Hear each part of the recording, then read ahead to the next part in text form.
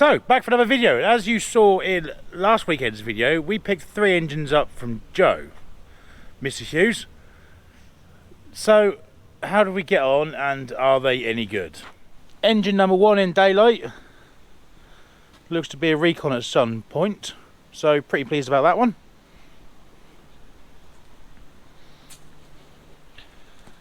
Engine number 2.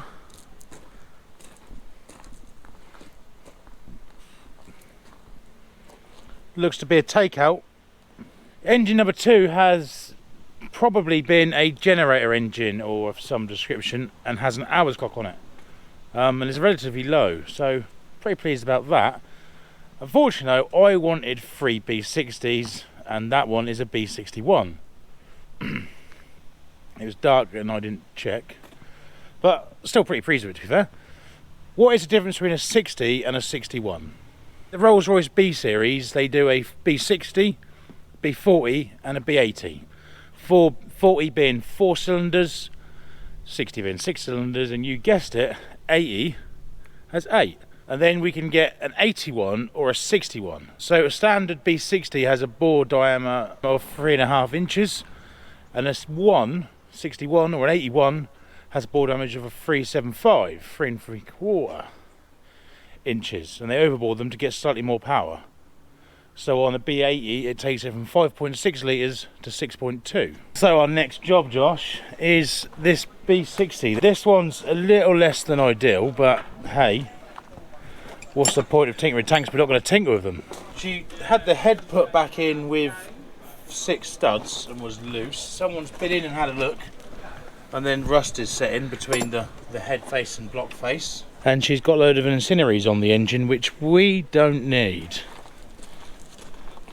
And a sump. We intend to use this as a ferret engine, so we need to dry sump it, and they run a lot of different incendiaries. The engine can be used for many things.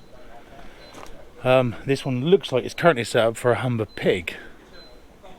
I shall put a picture of that up now. Our first job being to get rid of a lot of different incendiaries that aren't applicable to a ferret. So what we'll do is, me and Josh now will strip all them off and bring it back down to a long block.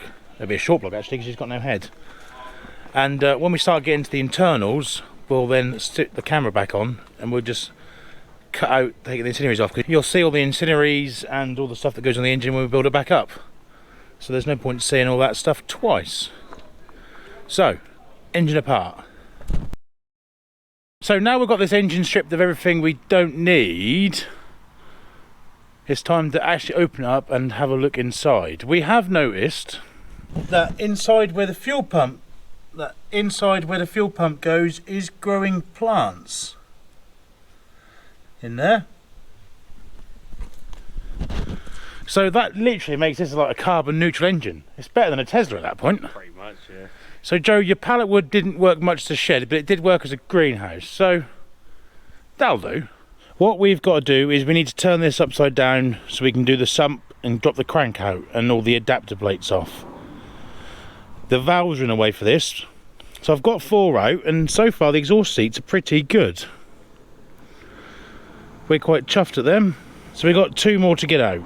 I've got a really nice tool for doing Rolls-Royce B series valves, and that ain't it. I can't find it. But it is doing the job. So what we've got to do is the valves, obviously you have your valve and the guide goes here, and you've got 2 collets here. We need to compress the spring to get the collets out and take it apart. So we take our tool, and he has to go on the collar, on the top valve washer. Actually, made a mistake. Josh, keep in there. You'll notice that we need to get the valve down because currently she's half activated. Rotate that until that's all the way down, as so. So just make sure we're in the middle of the valve.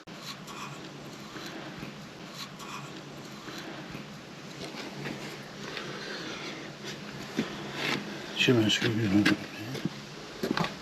here.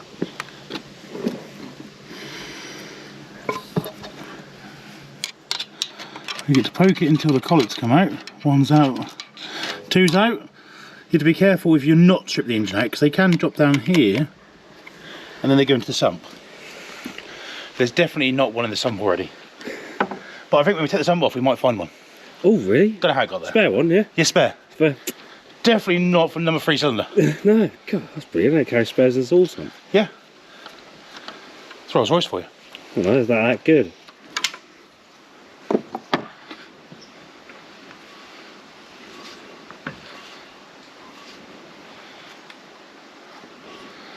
We'll have a look at the valves and the state of the valves once we're done. First impressions, they aren't too bad. Hook the spring up and out.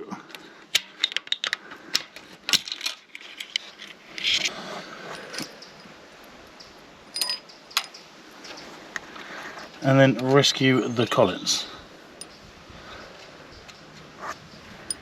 Here's a top washer if it wants to come.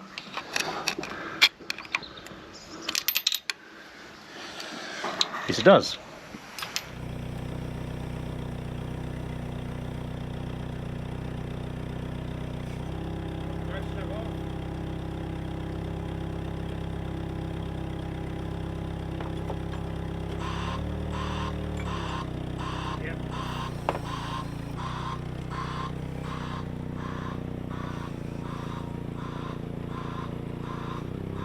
Right, that leads us on to our next thing, is we need to drop this sump off without making too much of a mess. I have loosened, or took every nut off and just took 2 bolts at the end. So she shouldn't be too bad to get off. These are a bit of encouragement on the outside.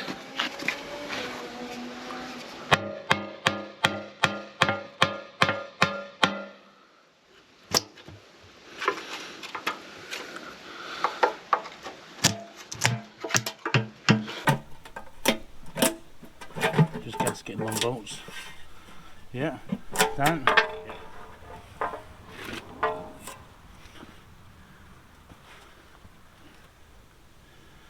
Turns out there really is a spare collet in the sump. Bloody hell. There's even a spare all, mate, look. I'll go put that with number 3. That'd be a good place to keep it. So upside down we are. Now we can see our oil strainer full of rust and paint, which is the best place to keep that. Yes. So we can remove him.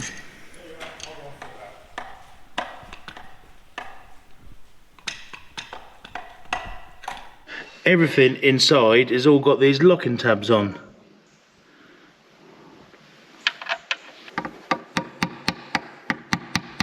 They are a bit of a pain.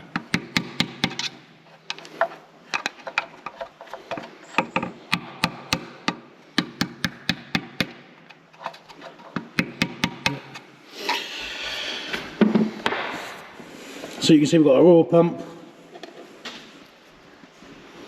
The adapter that then goes out to the oil cooler, or in this case actually that goes out to an oil filter. She hasn't got an oil cooler.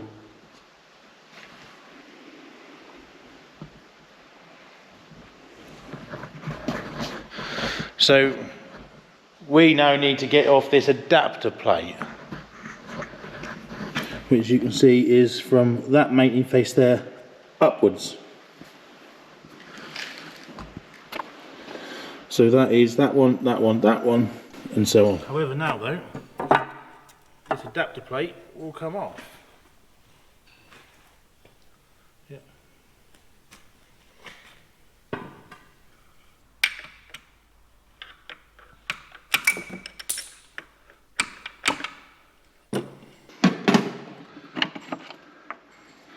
So that's your oil pump, and then that is your distributor drive on the end of it,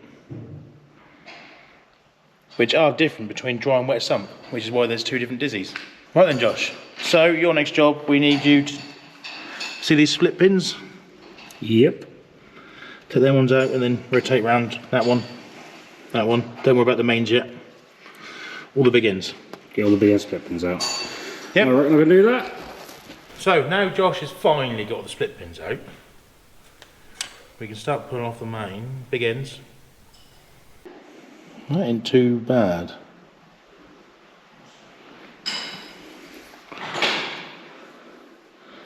That crank isn't too bad either.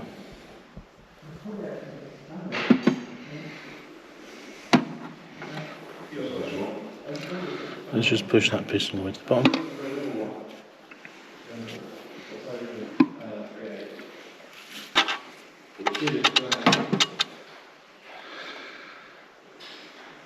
See where some crap's come from the oil way, but crank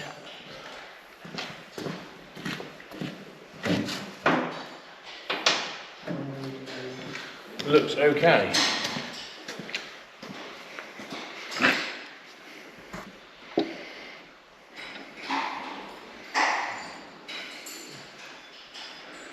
Right then, Josh, your favourite job now, locking tabs.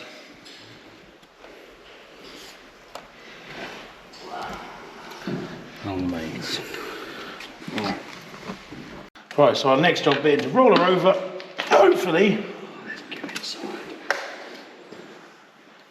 Wait. Pushing the pistons down was a mistake. Well, don't push them. Don't push them up. No? No, they've got to cut the bottom, haven't they? Yeah, I know, but I need time to put my hand. To do what? I'm about to take the piston out. Oh, that's alright.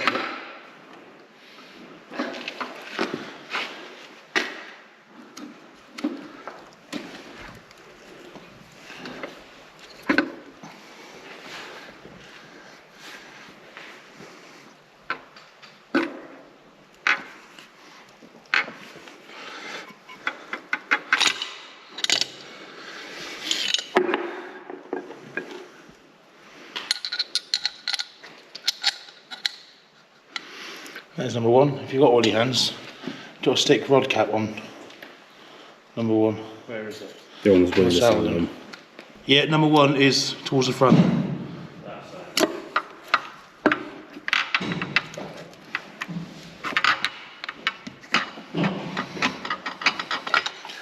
Quite tight in the ball. Yes. We give them a proper. That's fine. A little bit crack. That's not. It's Yep. pretty raw. We'll give them a proper clean up once we're. Here we go.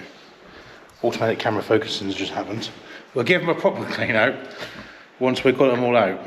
But first impressions isn't too bad. Yeah. I found my whole fucking glove box on there last week.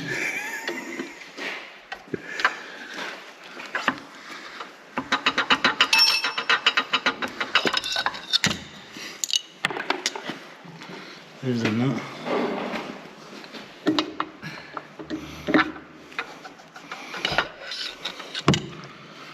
So this last one, that piston that was really stuck, Goes in there. which was number 3, actually had a broken ring. But you can see the other half hanging off the piston now. Off it goes. And there he goes.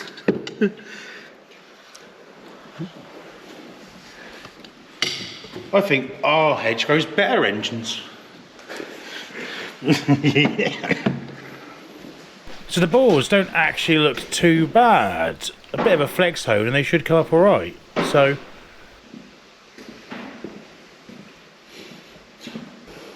Can these series engines also do the whole L&R? So, not very often I get to do one of these talky bits, but pistons are out. Next step is, behind me, is the timing case. So if I grab, just ring a bolts around here, get this off, chain drive from the crank to the camshaft. That needs to also come off so we can get the seal off, so we can get this big main cap off, and then we can then hoof the crank out. I'll crack on with that. Last nut. Just to be awkward, half of them are bolts, but I say, well, they go just through the backing plate. And most of them are studs.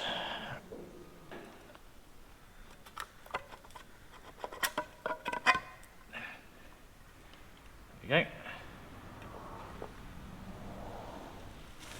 So you can see now we've got crankshaft gear, camshaft gear. It's 4 strokes, so there'll be 2 to 1. Slow that all down. In there. I don't know how well that can be seen. It's actually fairly clean. Little oil sprayer. So there's splash thread. And now I say we need to take some more gubbins off. Undo these.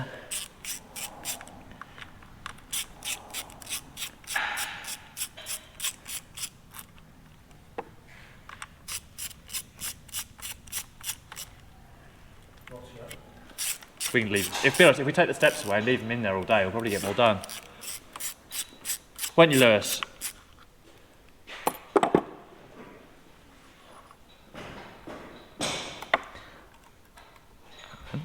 Does this come off?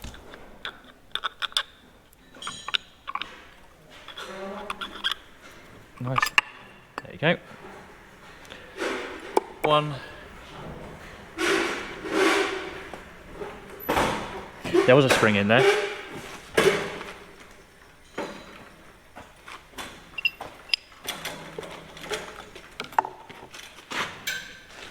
I shall find said spring. There's a spring in the back of the gear,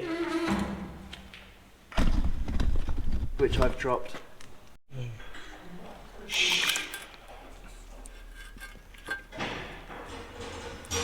we go. Another bit off. Still looking good. Gasket even survived. Did for the.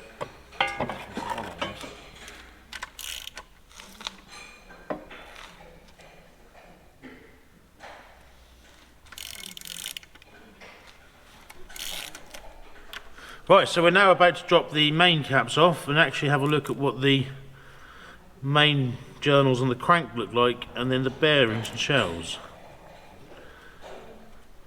Ideally, the shells will be good and we can reuse them.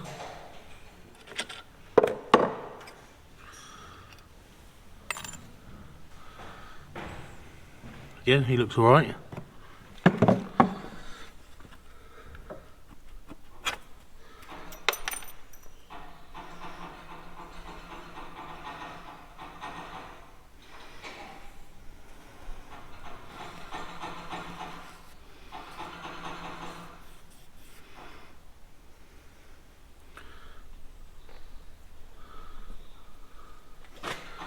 Not so pleased about that one. She had water in through the rear main. And that does correlate to the rust on the crank. It's probably because they don't run real seals. Didn't really want to see that, Josh. Didn't really want to see a bit of damage on there. We'll give her a little clean up and see what it comes up like. But that might want to grind.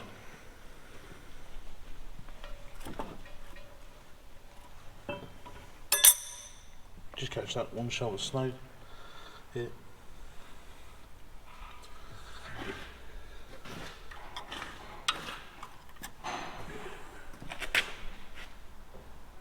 Part of this rebuild, and as you know, we've now got the engine in bits, we've got to convert it from wet sump to dry sump. And although we call it dry sump, there is still oil in there. It's just doesn't store the oil there. It stores it in an oil tank which goes on the front.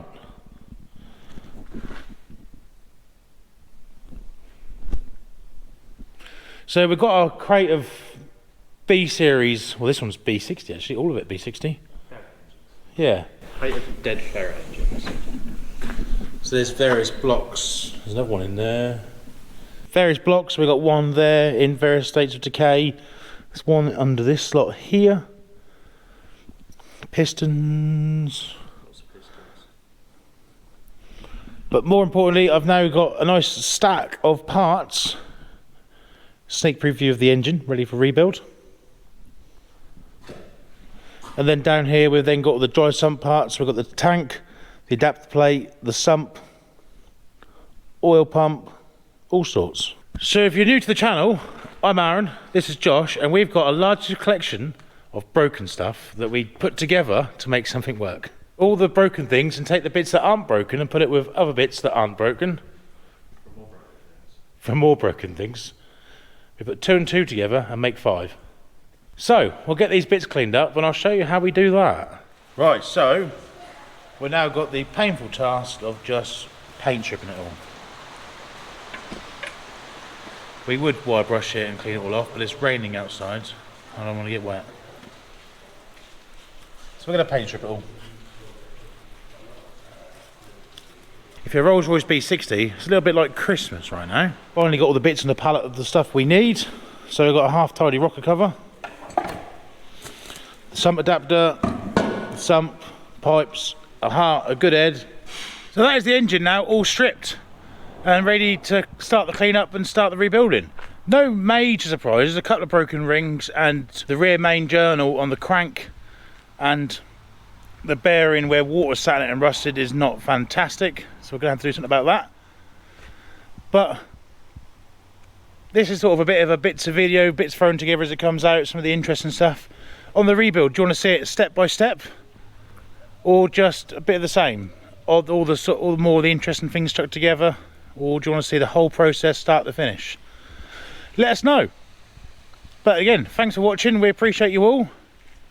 We'll see you guys in the next one.